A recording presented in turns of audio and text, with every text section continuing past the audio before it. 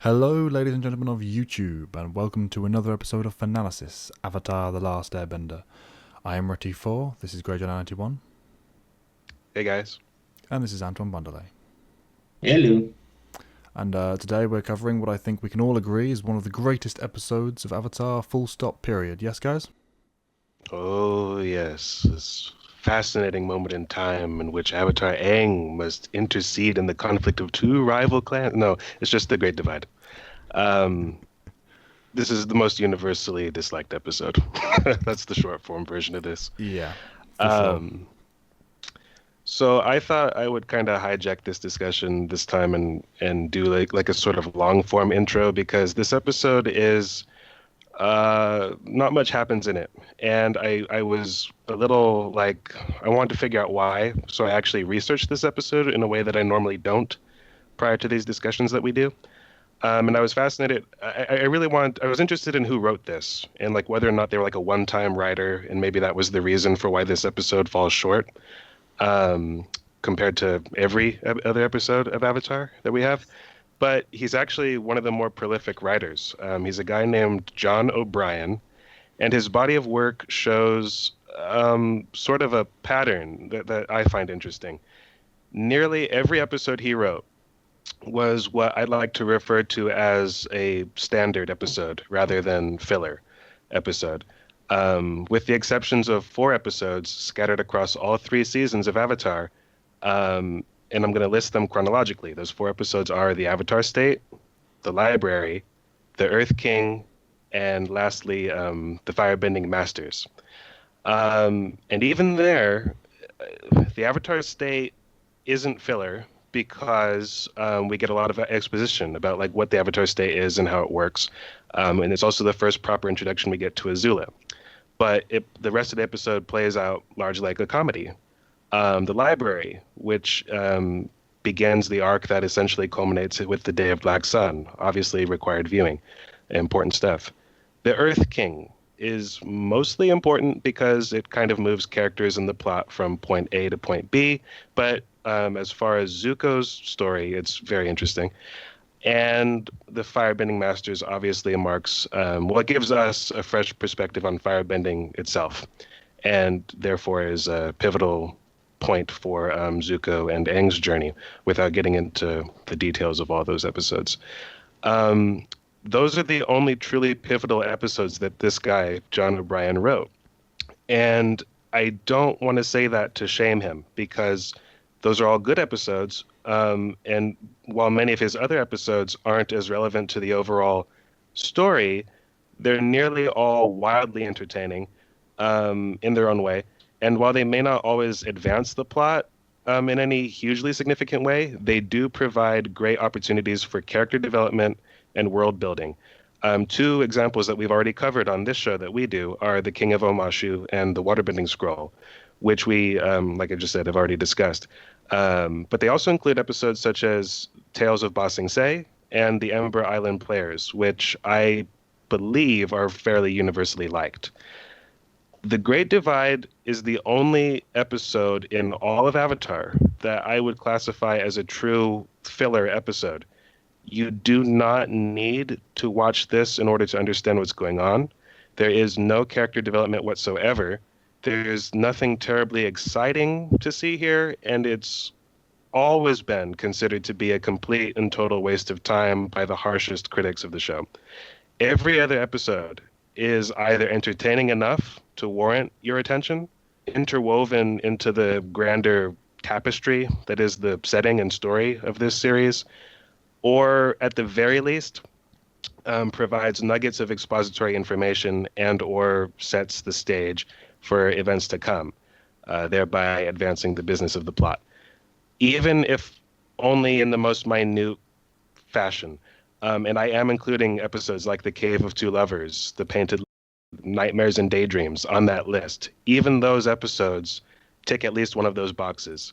And The Great Divide is the only episode, this is how I sum it up, where I would, if you force me to, I would admit to a new viewer of the show that you do not need to watch it. It's the only episode I could say that about.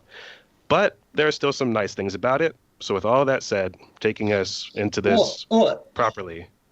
Well, also to go off of that, it's like it's also probably the only episode that is the most serialized, even though it's not really a serialized TV show, like the way you have like Fairly Odd Parents or SpongeBob, where like yes, those typically in those type of shows, the characters do not change from the beginning of the episode to the end of the episode. You're just kind of going into the height.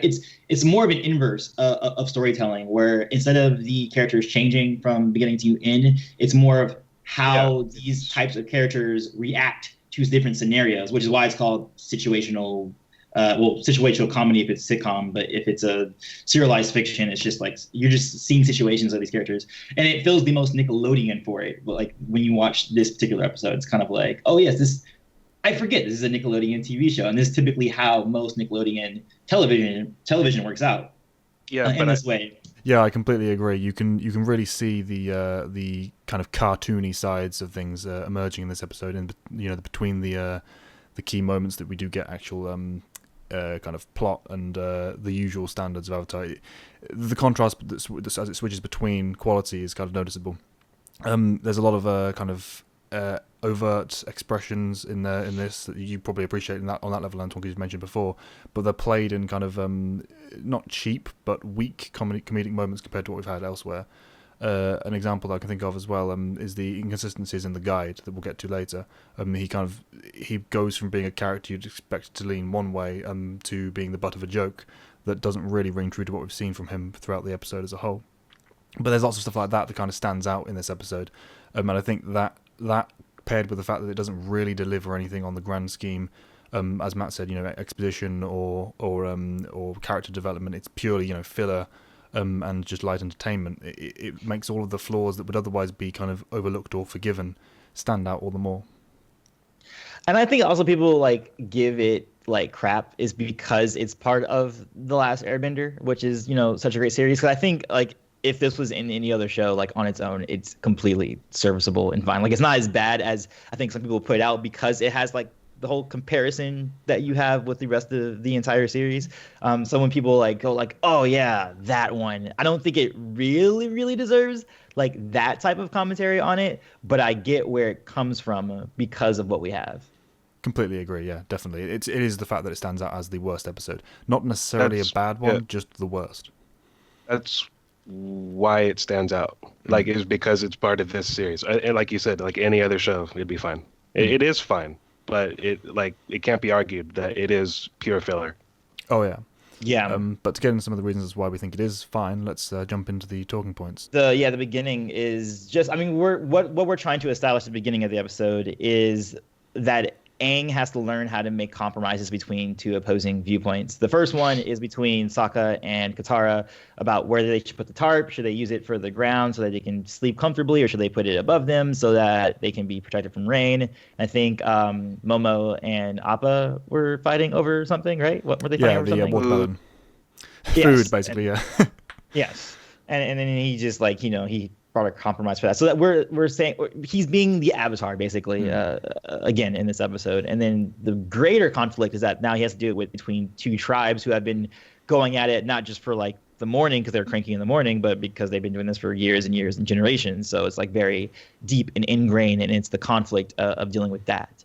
It's another example of the episode's kind of leading in the central tension for the episode with like not Chekhov's gun, but that kind of ethos and that kind of mechanism at the start, saying, look, this is what Avatar needs to do, this is the framing of the episode, and then let's take it, let's kind of expand on that in a larger setting. I'm actually interested in the way that Antoine phrased it, like how this episode like establishes that Aang needs to learn to like sort of build bridges or whatever. That might also be why this episode like kind of falls down, because that isn't really applied in the way that we wouldn't expect it to be, but we'll get into that. It's kind of cheap the way that it happens at the end. It's a cheap out, I think. Yeah, we'll talk about it when we get to the end, but I think that's a specific point that a lot of people take issue with for many reasons. But yeah, you're right. But then, so one of the I like in your notes you have slobs and snobs to describe the two. I figured it was the most apt description. So I have to remember the name. So one of them literally like wanders in like, hey, I got a plot for this episode. Just here I am. I brought the story. But he's not an old man. Just to note, not an old man. Yeah, he's not an old man for once. He's a young. He's very young. Yeah. Robin from Teen Titans, if anyone noticed. Yeah, I can't remember his name. Neither can I. I used to know his name, but yes. Thoughts? On him? Yeah, the intro. I'm trying to move us along. Yeah. I'm trying to move us along. I have no idea I don't have thoughts on this. It's a bit of a Oh. clunkier example of introducing the plot. It gets the job done. We get the introduction. It brings the first example that comes to mind for me of bad dialogue in this episode, or a natural delivery with it anyway. Katara goes, "Oh, that's so interesting." It's like, oh, okay, is it? There are a few lines from the different characters in this one that stand out in voice acting quality for me on a number of occasions, particularly with Katara. I don't know if we really mentioned this, but like that sort of attempt at sort of forming a union or like getting people back on track and focused on the objective that Aang displayed earlier, that wasn't resolved between Katara and Sokka in the first scene. They spend the entire episode kind of at each other's throats, just the same way as these two tribes are. They're like sort of the eyes and ears, like our way of getting to know these people.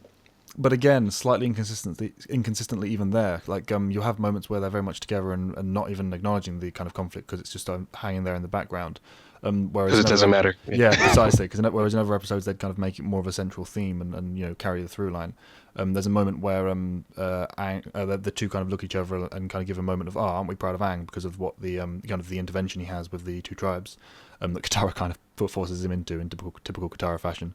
But they have that kind of familiarity and that presence of ease still, without any kind of tension attached to it because it's not the focus of the episode. I mean, what I do like though is the guide's earthbending. Like that's pretty cool. Yes, we haven't seen earthbending like that since Boomy. I do want to say, he's pretty cool. Prior to revisiting this episode, I completely forgot about this man. Like the fact that he was a character, the fact that there was a plot that involved an earthbender was something I'd completely spaced. So yeah, he was one of my favorite parts of the episode. Yeah. Yeah, he was cool. He was cool. I just found the inconsistency, as I mentioned before, and there'll be specific scenes that I bring up later about it, but that kind of stood out. He kind of went up and down a bit in different routes that I wasn't really expecting, just because I couldn't remember because I haven't watched this episode in God knows how long now. It's not one I tend to revisit, as I'm sure you'll understand.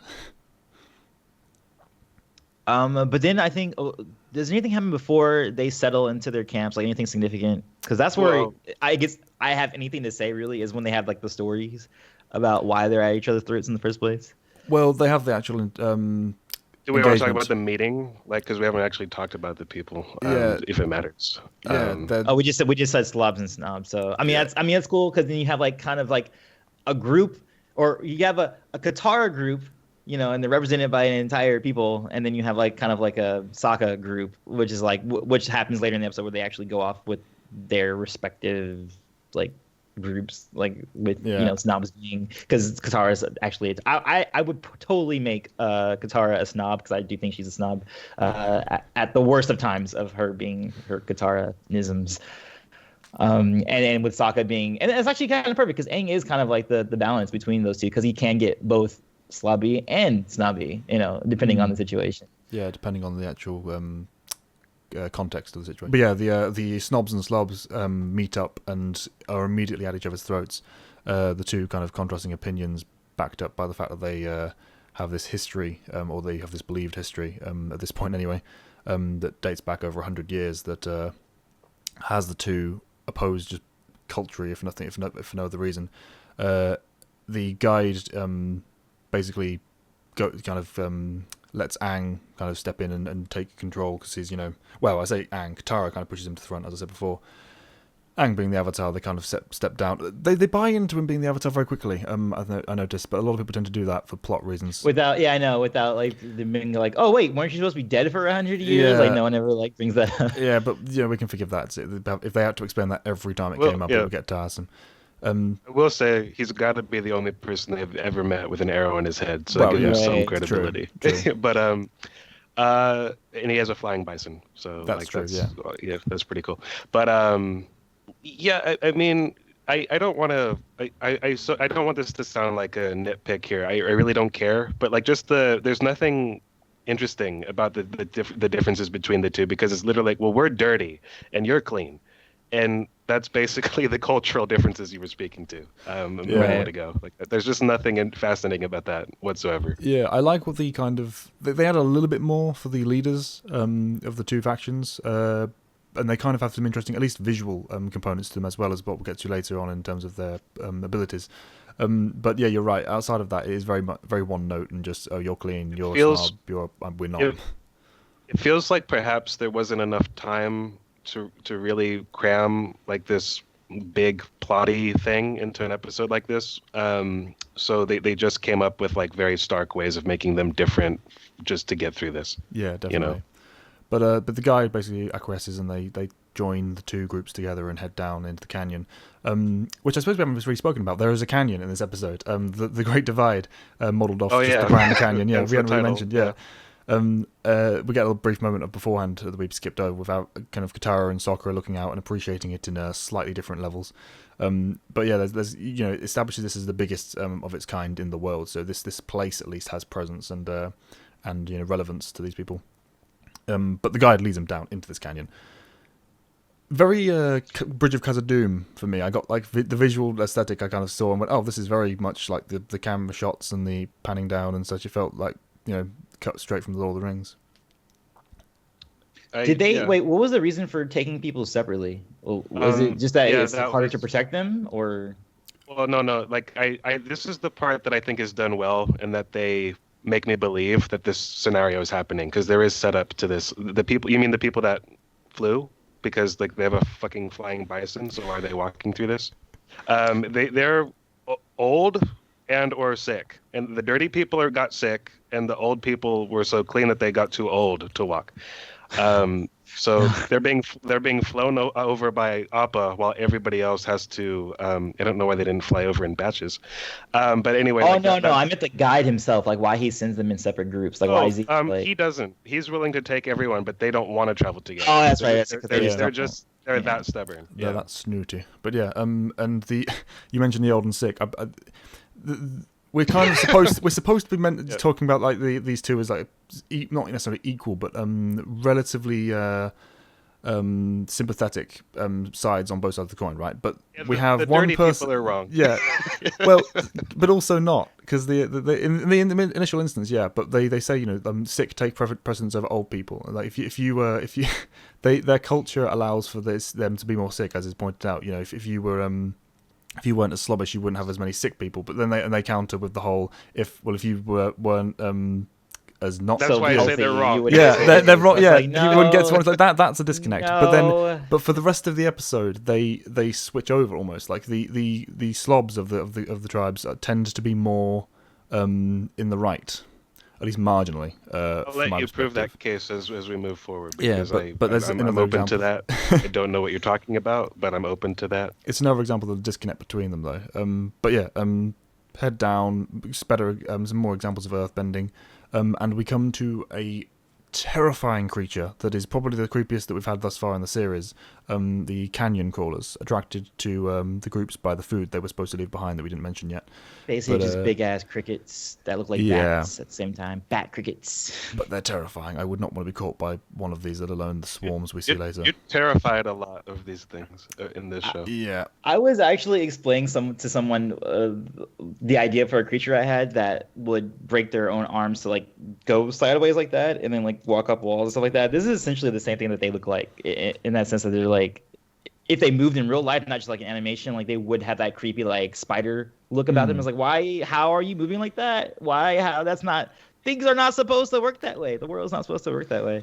Yeah. But they are pretty creepy. Yeah, creepy is the word. Yeah, it's just I wouldn't want to meet one of them. Creepy crawlers. That's why it's called creepy crawlers. Yeah, canyon crawlers. But yeah, right. The expression. I see what you mean now. No, ignore me. But yeah, the It's okay. I know what happened there. The moment with Sokka, another example of him just charging straight into the fray. Everyone else is kind of like, oh god, creepy. He's just straight in. Guide's caught, boomerang out, charge. But then, as we've said before, immediately undercut. He's the next second running away and like, okay, now help me. I like the fact that at least in we're getting these moments consistently throughout the episode. They keep the core of the characters. Unlike so many other shows, we're not seeing them fall out of character, even in the worst of the show. Yeah, they're still very much incorrect. That's what I'm saying. It's like it's not terrible, but yeah, like it could be worse. It could be worse. For sure. If we're in the argument breaks out, we already talked about the food. Oh yeah, the establishment of the food conflict because of the canyon crawlers. Yeah, and then the camps at night, they split off between the canyons because Aang just doesn't want to deal with. Really, I think it's because Aang doesn't want to deal with them being together the whole time and him having to like, stop all these arguments. But when they get settled in the camp, they have these stories. And what you guys were saying before about like, the slobs kind of being like the show kind of like siding with the slobs, I kind of agree with it, even within the context of them telling their story and then like the animation style of the snob story where they're talking about the sacred orb or whatever and like how it got stolen. Like the animation is really no different from the show. Maybe it's a little bit cleaner, but then when we go over to the other tribe's story, it's like all blocky and like completely different, and it doesn't look like Avatar at all anymore. And it's like, oh, there's favoritism even within the animation style between the two stories. So yeah, that's interesting that you two feel that and I don't. Like to me, it's just like we don't know what the fuck happened. Like this is just what these two believe. Like, and I mean, I will say that okay, so one of them is under the impression that their patriarch was imprisoned. Okay, I can understand being pissed. I don't know why I'm supposed to care about their sun orb being stolen. Like when the other tribe, BFD, who cares?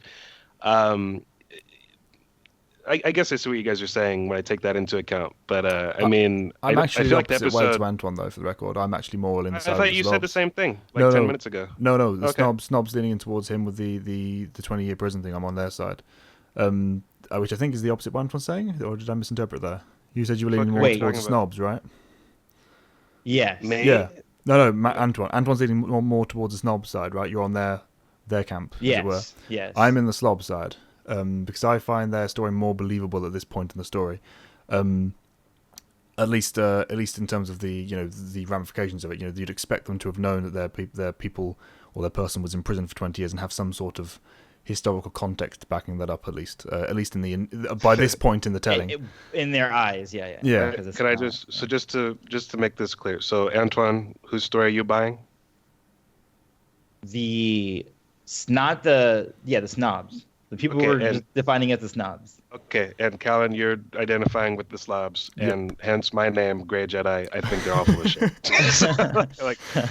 Again, not that I would like, on this side, definitely like, I obviously am willing to buy both, but it's just if I had to choose one and was forced at gunpoint, it would definitely be on the side of Slobs. Particularly, and this is the first example as what I was talking about with them being mostly right. The excuse they give for having the food, the snob is just like, well, of course they're going to have brought it in. Why wouldn't they? Of course they're going to. Why should we go hungry? The other one, he's right. They did do that. Yeah, but they didn't do it because of that. They did it because they knew that the other person would think they were because of that. So at least they have a little bit more justification to it. That's a circle of like a web of bullshit. Like it is. I mean, so it's interesting to me that you guys are taking like either Asaka or Katara route, and I'm like, Aang, I'm done with all these people. I would be. Oh, leave me alone. I'm equally Go done down with your both. separate canyon. I'm equally done with both, but if I had to choose one, is all I'm saying is I'm leaning towards them. And again, the reason they give, while it is bullshit, they're at least doing it from the perspective of these guys are going to think this, therefore we just might as well do it because they're going to have brought food anyway. It's not like screw them. I do agree that the scene, the line of dialogue that I found most irksome was spoken by Katara, who's on the side of the snobs, where she goes, "Well, I guess if everyone's doing it, then it's okay." It's like, no, that makes it worse. That's that makes it much more worse. Like, what are you talking about? But that wasn't their opinion. That was her opinion. So I'm not going to tack that onto them. I also like the fact that that Sokka was completely done with the situation by this point as well. It's like, oh yeah, sure, food, why not? It's like, I don't care, but whatever. Let's pretend I do. Let's go along with the plot for this episode. But do you feel like he had good intentions there? I think he was just hungry. Oh yeah, but that's he wasn't making like a logical choice I don't think he pierced through the bullshit. I think he just really genuinely didn't just care. Kind of going along. Yeah, precisely. He didn't care. He was going with the flow. Like, fine, whatever. This isn't really relevant. We'll be gone tomorrow anyway. He wasn't like getting caught up in everything.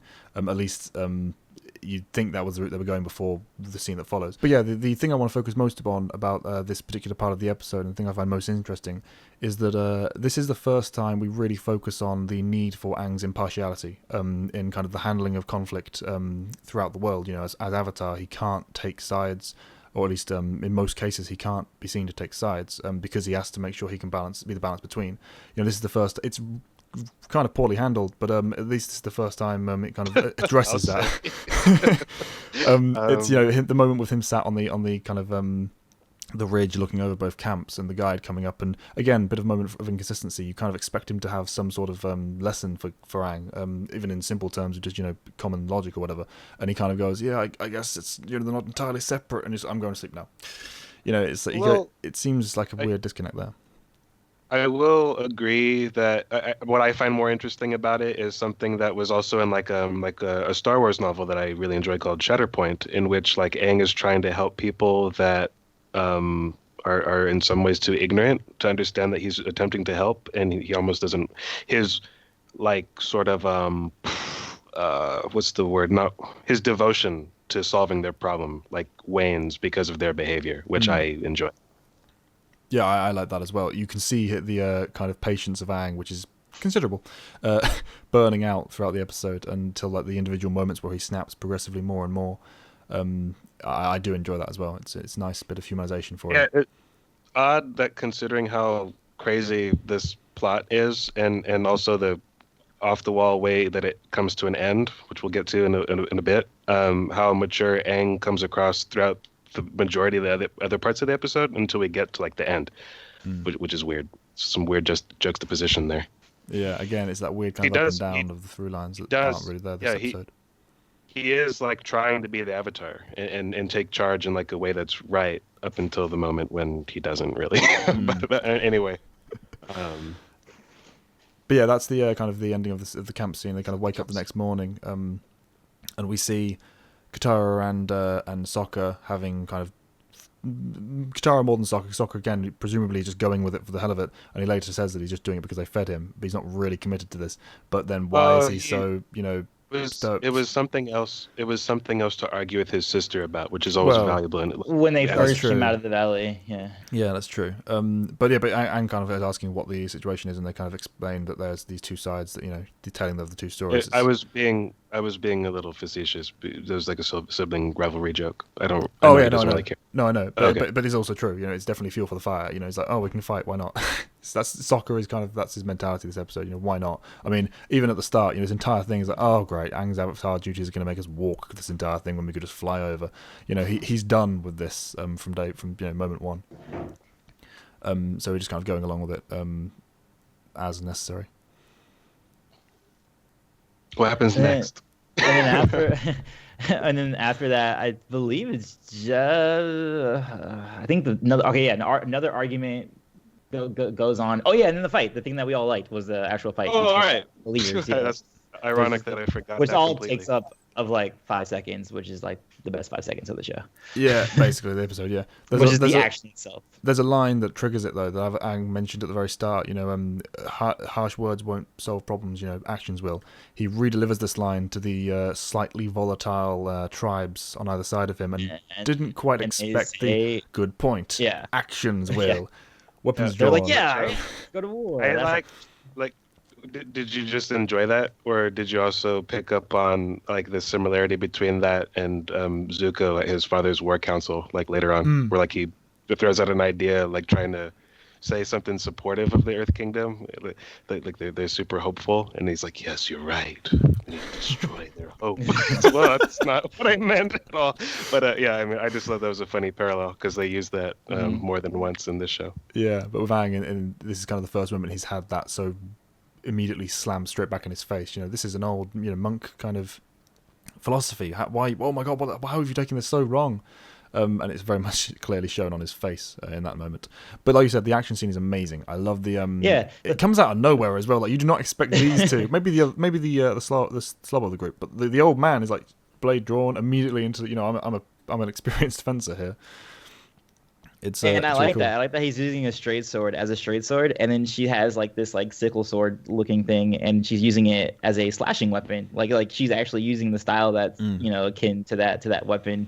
while he's using the style that's akin to that weapon as well. So like just that stuff, and then just the way it's animated too, it's just really well done. And it's just like, whoa, I enjoy this. They spend a number of shots on it as well, given the fact that it is I only know. a conflict that's supposed to be ended by Aang. You know, ultimately it's just action for action's sake, and it's so well done. It's and relatively unique given the styles. Right. It's definitely the Well, highlight of the episode for me. Yeah, you never really see it in this show again, like this versus that anyway. Not really until Pyondao, but and even that wasn't really. But yeah, I wouldn't count that. Like that's what this versus that style. Like that style, like is never brought back again. Right. But yeah, is the episode worth watching just for that moment? I'm struggling. No, you can just watch it. Watch it on Just YouTube. look Yeah, It is, but that's true. But it is good choreography or whatever the term is when you're drawing it. This episode, if nothing else, is worth watching just to know how bad Avatar can get, which is to say, not very bad at all. Yeah, it's if this is the worst it gets, then you know why it's worth watching as a whole. But yeah, that's the ultimate. The fight basically leads to Aang disrupting the packages of bags, sacks, whatever, of each tribe, and finds out that they've been taking food throughout this canyon, which was a no-no, which we didn't really cover. But yeah, it tracks the crawlers. A swarm of the things comes crawling down the canyon wall to attack them. And we get the comical reaction from Sokka, who's like, okay, well, we barely took on one, and now we have to fight hundreds of them. Immediately dropping the sibling rivalry thing, as Katara kind of points out, I'm sorry, Sokka, I didn't want to get, let's not die for this stupid squabble. And he's like, yeah, sure, whatever, I'm fine with that. I just went along with it because I was fed. It's like the point in the script. We need a resolution. Oh yeah, let's have them realize that this was all nonsensical and move on.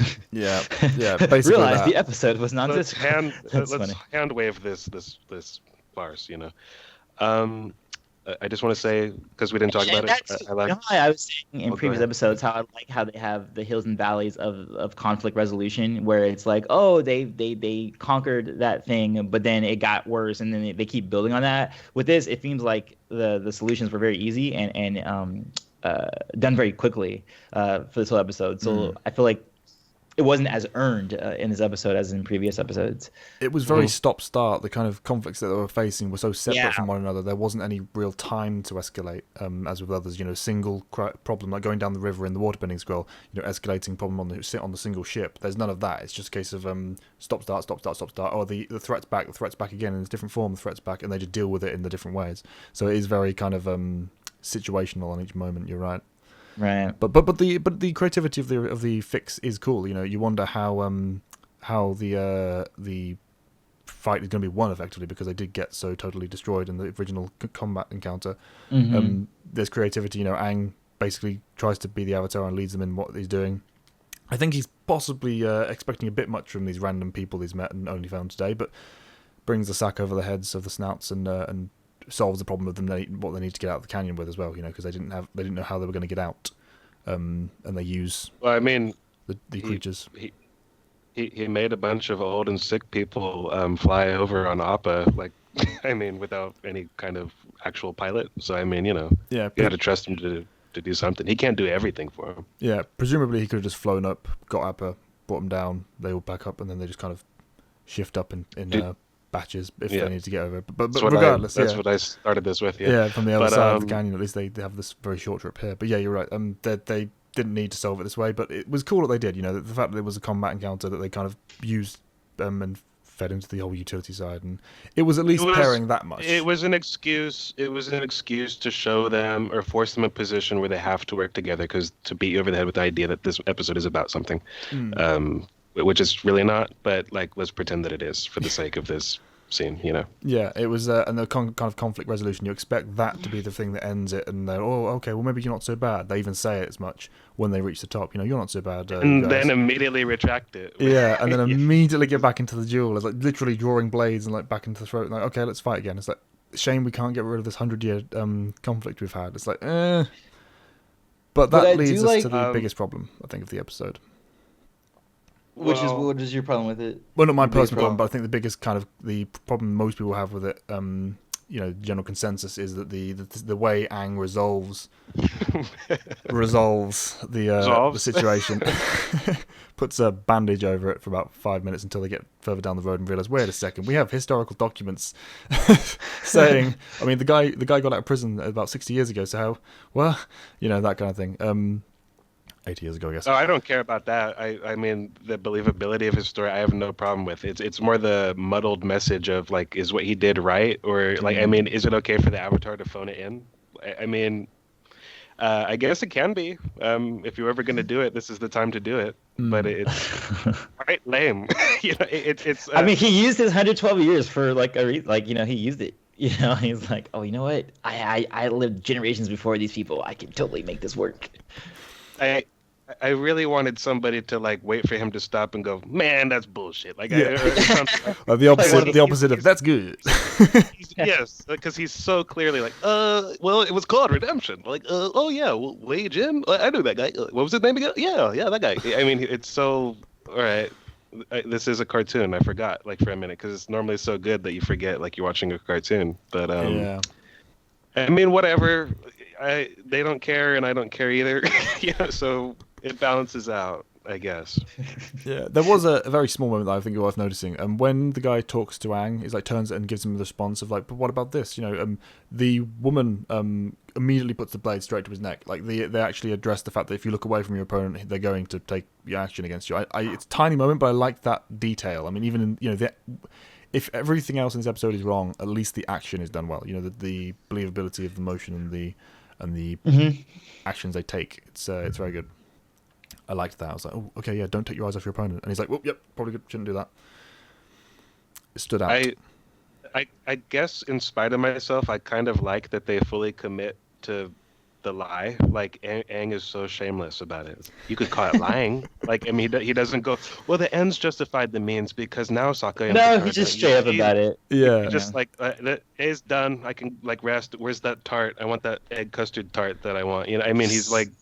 He's just so shameless about it that if it hadn't been there, it would have felt like just like weird. Like that's the message of the story. Everyone's shameless. Like whether it's Katara taking the food and being like, "It's okay," everyone else is doing it, or like Sokka not caring at all and just not having shame in any ounce of it. Yeah. Katara's reaction to it as well, saying, "Oh, that's so wrong."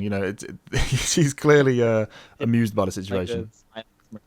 But yeah, I agree with you. The fact they didn't try and make a big message, and because it would have been so mixed, they just went with the whole. I had it with these people. They are mental. I don't care if I lied to them. Yeah. It got them out of our way, and they are now going to be at least on a better path.